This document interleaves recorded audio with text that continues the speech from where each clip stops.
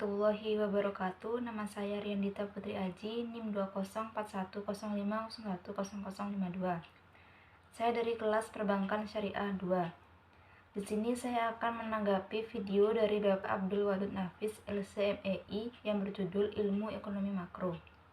Istilah ekonomi sendiri berasal dari bahasa Yunani, dari kata oikos yang berarti rumah tangga atau keluarga, dan nomos yang berarti aturan, peraturan, dan hukum.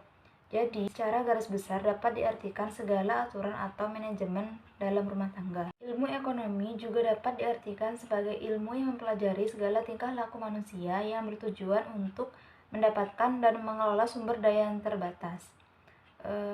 Selain itu, ekonomi juga diartikan sebagai usaha dalam membuat alternatif barang dan jasa untuk memuaskan kebutuhan hidup manusia yang tidak terbatas. Ilmu ekonomi sendiri dibagi menjadi 3, yaitu yang pertama, ilmu ekonomi deskriptif, yang kedua, ilmu ekonomi terapan, dan yang ketiga, ilmu ekonomi teori. Apa sih ilmu ekonomi deskriptif itu? Ilmu ekonomi deskriptif adalah ilmu yang menggambarkan kondisi ekonomi yang sebenarnya berdasarkan fakta-fakta yang ada di lapangan. Contohnya, jumlah penduduk di Indonesia sebanyak 264 juta jiwa. Selanjutnya, ilmu ekonomi terapan ialah ilmu yang membahas secara khusus tentang penerapan teori ekonomi dalam suatu rumah tangga produksi. Misalnya ekonomi perusahaan, ekonomi moneter, dan ekonomi perbankan. Yang terakhir ada ilmu ekonomi teori, ialah ilmu ekonomi yang bertugas untuk menyusun model analisis ekonomi untuk menjelaskan garis besar perilaku sistem perekonomian.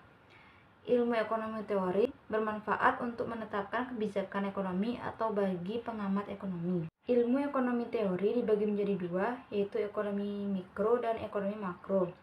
Ekonomi mikro adalah ilmu ekonomi yang mempelajari perilaku unit-unit ekonomi secara individual. Contohnya perilaku konsumen, produsen, keuntungan perusahaan, dan pasar.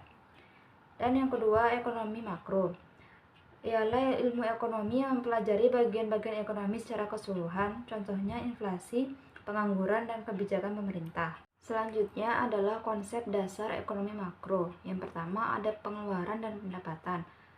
Pengeluaran ekonomi makro biasanya diukur dengan produk domestik bruto atau salah satu akun nasional. Dan pendapatan sendiri adalah semua yang diproduksi dan dijual menghasilkan pendapatan. Nilai seluruh produksi negara pada masa yang ditentukan. Maka dari itu, pengeluaran dan pendapatan biasanya dianggap setara dan dua istilah tersebut sering digunakan berganti-gantian. Pengeluaran bisa diukur sebagai jumlah pendapatan atau bisa dilihat dari sisi produksi dan diukur sebagai jumlah nilai barang, jadi dan jasa, atau bisa juga dari penjumlahan seluruh nilai tambah di dalam negeri. Kedua adalah pengangguran. Jumlah pengangguran di sebuah ekonomi diukur dengan angka pengangguran, yaitu persentase pekerja-pekerja tanpa pekerjaan di dalam angkatan kerja. Angkatan kerja hanya memasukkan pekerja yang aktif mencari kerja. Yang ketiga adalah inflasi dan deflasi. Kenaikan harga umum di sebuah ekonomi disebut dengan inflasi. Ketika harga menurun, maka terjadi deflasi. Ekonomi mengukur perubahan harga ini menggunakan indeks harga. Inflasi bisa terjadi ketika suhu ekonomi menjadi terlalu panas dan tumbuh terlalu cepat. Mirip dengan ini, ekonomi yang merosot mengakibatkan deflasi. Selanjutnya, konsep dasar ekonomi makro adalah uang dan fungsinya, permintaan agregat dan penawaran agregat, dan yang terakhir keseimbangan IS dan RM. Dan yang terakhir, perbedaan ekonomi makro dan mikro. Ekonomi makro adalah ilmu yang memfokuskan studinya pada ekonomi secara menyeluruh dan total, sementara ekonomi mikro adalah studi yang menyoal unit ekonomi secara perorangan. Dan ekonomi makro kebutuhan tenaga kerja secara keseluruhan, konsumsi negara, jumlah produksi nasional, dan harga barang atau jasa secara keseluruhan.